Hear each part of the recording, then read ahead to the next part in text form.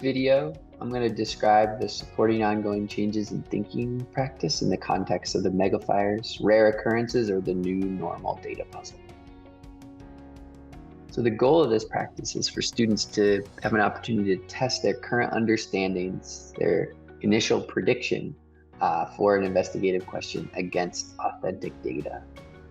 And so students are going to be looking at a data set for the first time. And so it's really important as a facilitator, before you send students off to analyze and interpret the data set, it's super important to talk about the graphs first.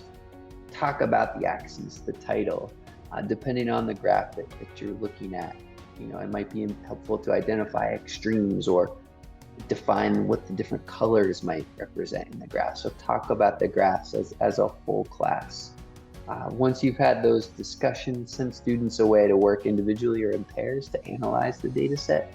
Students are going to be looking for patterns, looking to explain those patterns in the context of this resource.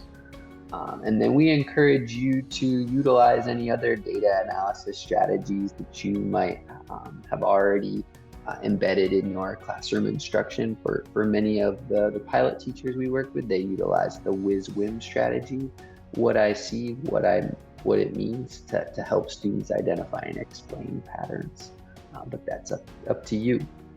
Moving into the data set as part of this Megafires data puzzle here.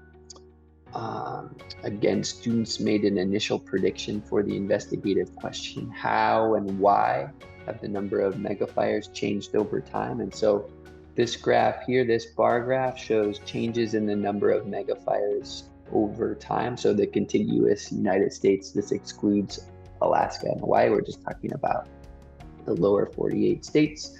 The y-axis here is the number of megafires. And the x-axis, we have these defined time periods. And so before sending students away to analyze the data on their own, have a discussion about these two prompts here. What was happening with the megafires during the 1984 to 1989 time period?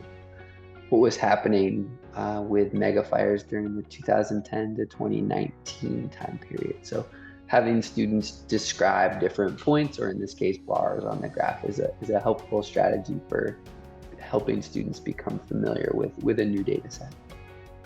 After having this discussion, students are ready to dive in, send them away to their student worksheets where they're working individually in pairs to answer questions 4 through 6 on the student worksheet as they relate to this graph here. Again, analyzing and interpreting patterns in the Megafire data set. They're going to be using the data to support or refute their prediction for the investigative question. How has the number of megafires changed over time?